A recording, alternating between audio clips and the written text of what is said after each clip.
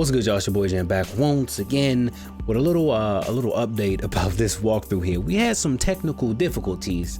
Long story short, there's no game audio for anything I've recorded in the recent days. Okay, like 12 plus hours of footage, all there, all of it there for all the look and glory. You can hear myself, but you can't hear the game audio. I messed up something between streaming and recording and OBS, and I didn't switch a setting back, and then the game audio is just not there. Okay, so I'm gonna be doing like a little recap video here to go over all the things that I haven't, I won't be able to show like fully that I would like to show in a regular video. You know what I'm saying? I got a little notebook here with all the little bullet points and things, because I'm not gonna be able to remember. I'm not gonna be able to remember things off the top of my head. But yeah, we're gonna go through a little recap so y'all can see what you missed. To make up for that, we've been doing some live streams over on twitch.tv/jamtastic of some side missions, some errands. I think we ended up on accident getting into the frozen wilds. I don't know if they consider that part of the game or a side mission or what have you, but we ended up getting into that. I'm gonna be dropping the videos on that too, because it is kind of interesting. There's some dope stuff happening with that, so we definitely want to make sure we throw it up here on the YouTubes. We're not going to keep rapping. Sorry for the inconvenience. It's kind of sucky, but at least I can give y'all a recap, show y'all a little bit of footage so you can know what's been happening. Okay, let's go ahead and get into it. So after we finished beating the corruptor and we got through the gates, we talked to like Captain Sergeant Headman Balan or whatever, who was in charge of that area, to try to get some more info about Olin and the Oseram, and traveling to Meridian, because that's like our next place to go. He also put us on a mission, or gave us the option of a mission to find some of his missing soldiers that went out to battle. They ain't coming back. When we went looking for this missing soldier, we followed some footprints, using our focus. Boop boop. It's over 9,000. We came across some snap maws, which were the first time I was going against snap maws. They're pretty much like big ass crocodiles, alligators, whatever, big lizard things. We beat those, you know what I'm saying? And we came across one of the soldiers. I believe his name was, if I'm reading this correctly, Lockhear. He came across the snap maws, got his ass whooped. The rest of the soldiers that were with him didn't make it. He was the only survivor. He was also a douchebag. Like, he didn't want to be seen being led by Nor or whatever. It's like, man, screw it. I hope they come back and eat you again. Moving on, we ended up being in like a little desert area. We found a trampler for the first time, like a big bull looking thing. It was kind of crazy. We had to go against like 3 of them, something like that. Then we ended up going against some glint hawks, which didn't make the situation easier. And then on our way there, we ended up coming across Neil again, the little weird sociopath murder man. We took out another bandit camp. That was the usual bandit camp situation. I think one of them had the Yopper, but you already know we had the Yopper. We used their Yopper. It was Yopper City Craze Mantastic. So we ended up making it to Meridian, where we met up with Aaron. Y'all remember Aaron? And we found out when we got there that his sister had been murdered. She'd been clapped up.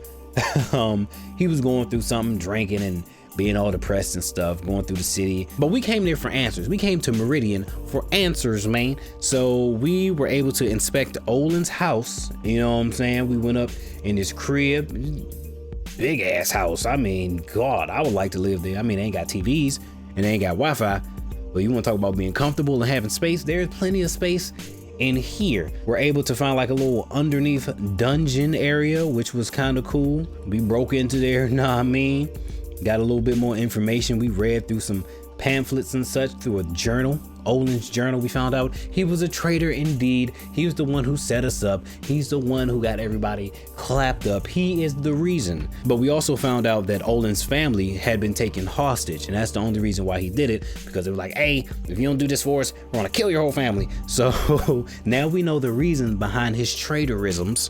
We, on the way to look for stuff and investigate, we got back with Aaron and we went to look at the trails. We went to do a little bit of focusing to try to see, what happened to Ursa, his sister. We tracked some foots down and such, you know what I'm saying? And we came across a bunch of blood splatters. And then we came to like this big monument stage open coliseum thing, and we got attacked by some of the Shadow Carja. I believe they Shadow Carja. I'm gonna just call them the Shadow Carja. We face off against some machines. Let's see. No, they weren't Shadow Carja. They were Oseram. They were some Oseram people. So it caught us off guard. Like, why the hell would the Oseram be doing this? It doesn't make any sense. They're not like bad people. So why would they be involved in this? So we did a little bit more investigating, and we came to the conclusion that, hey, Ursa may not be dead. We ended up talking to a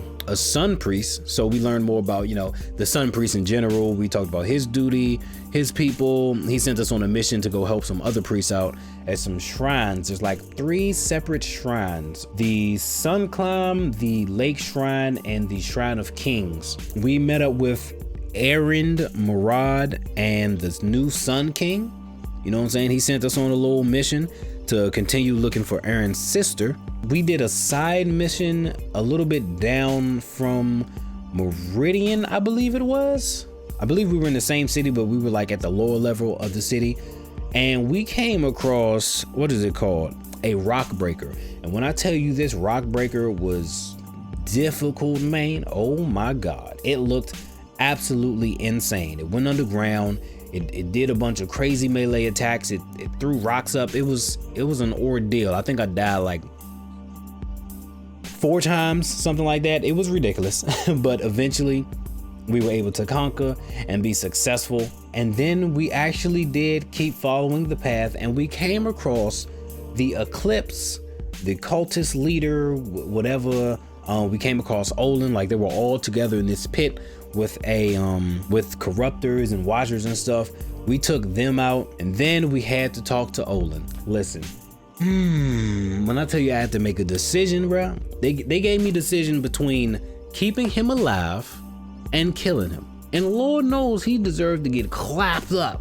He deserved to get an arrow to the nutsack. He deserved all of it. But at the same time, I understood why he did what he did, man. They took his family, beautiful baby girl and a wife. You know what I'm saying? When family's involved, you'll do anything to save your family, save your loved ones. But we lost a lot of people along the way, including a person that was like our father. And it was a tough decision, because they hit you one time like, hey, what you want to do? And I think I chose like the decision to spare him, right? I was like, oh, this is tough, but he can probably do something later on down the line that's really going to help us out, right? So I was like, you know what? Spare him. You deserve to get killed, but I'm gonna spare you. And then after I did that, they gave me the option again, like, are you sure? Are you sure you don't want to just like end it right here? Like, oh God, they may want to do it, but I spared his life still. So hopefully that pays off later on down the line. If it doesn't, I'm gonna be super mad. I might just play the game over again and just off from right there. So after that, we were still looking for Murad's partner. You know what I'm saying? We did some traveling since then. We were searching, and we were using our focus to look for like blood splatters or trails or whatever we can find. And we definitely found Murad's operative, his partner, and he was dead. He was dead behind like a tent somewhere. But we noticed that he made like a map to I think it was to an Oseram's camp or location or something like that. It was is Derval a Oseram, or is he like, I don't know. It's confusing. I really wish the game audio was here. But we found directions to a little camp, so we traveled there. We took out some Outlanders, we took out some machines, we took out another dude who had the Yapper on him. We found Ursa inside the bottom of like a little cave compound workshop thing. Ursa was still alive. Aaron's sister was actually still alive, man. Gave us a little bit of information, you know, making sure she was okay and such, but then she died. It was a sucky situation to go through all that, like, oh man, my sister was murdered, yada yada yada. And then we actually find her, she's alive, and then she dies anyway. That, I was kind of mad, I ain't gonna hold you. We headed to the little Oseram campsite, one of them at least, and we talked to the dude that was in charge there, and he was like, yo, a lot of crazy things have been happening lately. So we followed the trail. We ended up coming across like some glint hawks. We handled them, and then we came across a freaking storm bird. The storm bird is huge. I'm pretty sure I died to that giant like 4 or 5 times too. It was, why am I getting a bunch of Come, god dang it, I'm trying to record. This is a spam call. Oh. We battled that giant for like a good 30-45 minutes. And after we defeated it, we went ahead and disarmed the lures. The reason that the glint hawks and the certain machines were coming down to their campsite and like raising hell was because some lures were put up, and it was like drawing in all the machines and making them go a little crazy. So we met some new machines called stalkers, which can turn invisible. They're super fast, can turn invisible. They drop bombs out.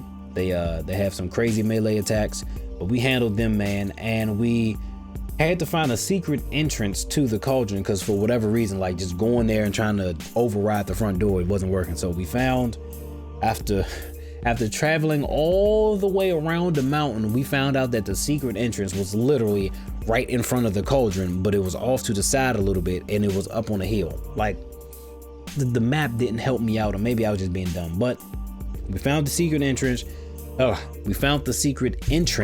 We went through the cauldron, you know, did the usual cauldron thing. After that, we came across another bandit camp, you know, so we were traveling, we found Neil, of course. We handled that bandit camp. And then after that, we came up on the Eclipse leader, the big bad wolf, you know what I'm saying, with some corruptors, with some of the Eclipse officers, with some of the snipers, heavy duty people, something called a Deathbringer, which was like a big ass machine that actually wasn't that easy to beat. You know, it was all about breaking the components so it couldn't send no attacks out, yada, yada, yada. It was easy. We kind of cheesed it though. It was like a block or a rock structure or something we were just standing behind and just popping out of and shooting arrows and attacking and stuff when it became vulnerable.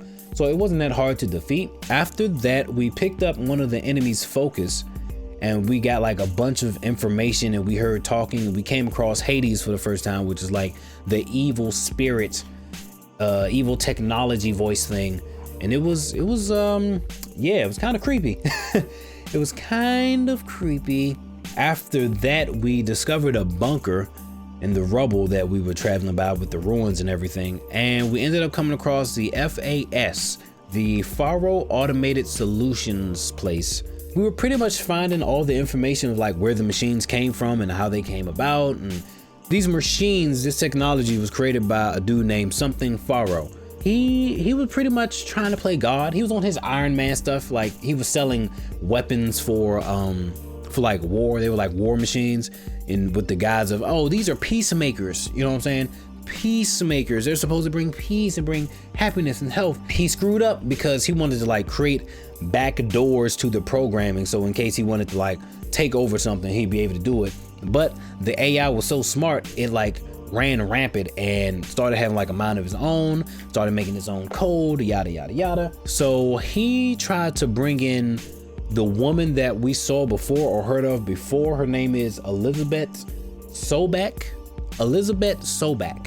She's the woman that has like the, what is it, like a 99.4 DNA match to Aloy. But Faro brought in Elizabeth to try to fix the problem, right? I don't really know like exactly what her job description was. I know I read through it during the walkthrough, and she was like the super smart person, engineer, environmental scientist, whatever. Like she was super duper smart. So Farrell brought her in to try to fix things. She tried to take it to like the board or the national, like the big wigs. She tried to really get the information out there to the big wigs. From there, we ended up talking to Silence. He was the mysterious voice that we've heard like I think twice before we really saw who he was, played by my guy. I don't know his name, but he's been in all the movies. You know who he is when you see him. But we talked to him, got a little bit more information about who he is, all the things we've seen so far, yada yada yada, and that's it. Hopefully that gave you a good enough recap roundup so you can know what's going on. So when we jump back into it with the game audio, with everything back on pace for what's supposed to happen, because the new game comes out on the 18th, I believe I saw. So we're gonna get back to regularly scheduled programming and such. If things get a little too tight, I might end up streaming And I'm gonna switch it over from streaming on Twitch to streaming on YouTube. That way I can just have it go straight to the playlist. Either way, I'm rapping. Sorry for the inconvenience, but we gonna go ahead and get back to it, man. All right, peace.